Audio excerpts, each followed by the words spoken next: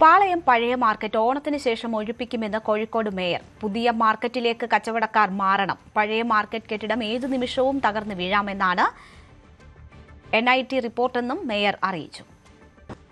Agenda എന്താണെന്ന് പറഞ്ഞാൽ ഒരു നിശ്ചിത ഡേറ്റ് വെച്ച് ആ ഡേറ്റിനകം ഇവിടെ നിന്ന് ലൈസൻസികളെ പുതിയ മാർക്കറ്റിലേക്ക് മാറ്റുന്നതിനും അതുവരെയുള്ള അവരുടെ വാടക കുടിശ്ശിക പൂർണ്ണമായി ഈടാക്കി പുതിയ സ്ഥലത്ത് അവർക്ക് ലൈസൻസ് അനുവദിക്കാനുമാണ് തീരുമാനമുണ്ടായിരുന്നത്.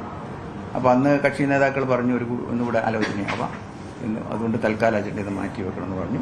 അപ്പോൾ ഒരു അനുകൂല തീരുമാനത്തിന് സഹായകരമല്ലേ, ആ അഭിപ്രായം കൂടി പരിഗണിച്ച് അജണ്ട മാറ്റി വെക്കുക ചെയ്യും. ഈ വ്യാപാരികൾ ഇപ്പോഴും പഴയ നിലപാടത്തിന് ഉറച്ചു നിൽക്കുകയാണ്. അപ്പം നമ്മുടെ മുന്നിൽ എന്തെങ്കിലും പുതിയൊരു ഫോർമുല ഉണ്ടാവും? പുതിയ ഫോർമുല ഇല്ല, നേരത്തെ മാറണം എന്നുള്ളത് തന്നെയാണ് ഫോർമുല. പുതിയ മാർക്കറ്റിലേക്ക് മാറുക എന്നുള്ളത് തന്നെയാണ്, അതല്ലാതെ വേറൊരു വഴിയില്ലല്ലോ. കോർപ്പറേഷന് മുന്നിൽ മറ്റൊരു വഴിയില്ല.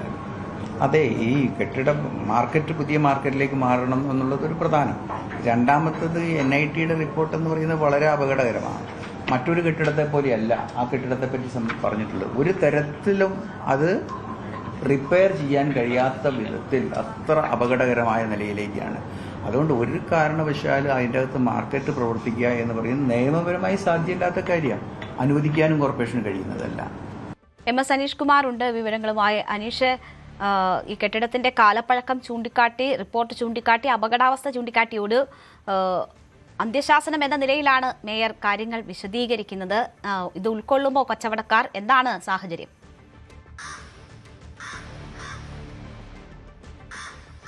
രേണുക, കഴിഞ്ഞ ഏതാനും വർഷങ്ങളായി തന്നെ കോർപ്പറേഷന്റെ മുന്നിൽ കീറാമുട്ടിയായി മാറിയിരിക്കുന്ന ഒരു പ്രശ്നമാണ് ഈ പഴയ പാളയം മാർക്കറ്റിന്റെ ഒഴിപ്പിക്കൽ. പുതിയ കല്ലുത്താൻ കടവിൽ പുതിയ മാർക്കറ്റ് ഏതാണ്ട് 100 കോടിയിലധികം രൂപ മുടക്കി നിർമ്മാണം പൂർത്തിയായി വർഷങ്ങൾ കഴിയുന്നു. ഒപ്പം അതിന്റെ ഉദ്ഘാടനം കഴിഞ്ഞ LDF സർക്കാരിന്റെ കാലത്ത് മുഖ്യമന്ത്രി ആയിരുന്ന പിണറായി വിജയൻ നിർവഹിക്കുകയും ചെയ്തു. പക്ഷേ അതിനുശേഷം ഈ കച്ചവടക്കാരെ അവിടേക്ക് മാറ്റാനുള്ള ശ്രമം പൂർണ്ണമായും ചെറുത്ത് തോൽപ്പിക്കുകയായിരുന്നു. വലിയ ക്രമസമാധാന പ്രശ്നമായി തന്നെ അത് മാറുകയും ചെയ്തു. വലിയ പ്രക്ഷോഭമാണ് കച്ചവടക്കാരുടെ ഭാഗത്തുനിന്നും ഉണ്ടായത്. പക്ഷേ ഇതിനൊക്കെ ശേഷമാണ് ഇപ്പോൾ പുതിയ ഭരണസമിതി എത്തി മാസങ്ങൾ പിന്നിടുമ്പോൾ ഈ പാളയം മാർക്കറ്റിനെ ഒഴിപ്പിച്ച് പുതിയ മാർക്കറ്റിലേക്ക് മാറ്റാനുള്ള ശ്രമവുമായി വീണ്ടും അധികൃതർ രംഗത്തെത്തിയിരിക്കുന്നത്. കഴിഞ്ഞ ദിവസമാണ് NITയുടെ ഒരു പഠന റിപ്പോർട്ട് കോർപ്പറേഷൻ ലഭിച്ചത്.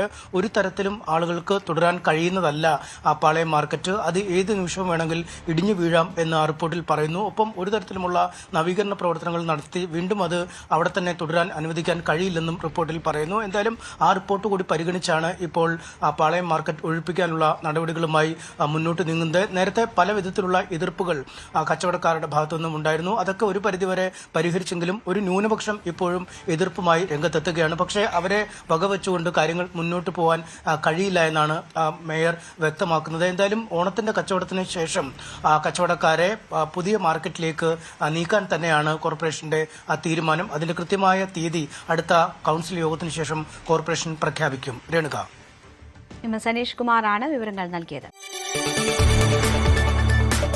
കൂടുതൽ വാർത്തകൾക്ക് News 18 Keralam YouTube channel subscribe ചെയ്യുക.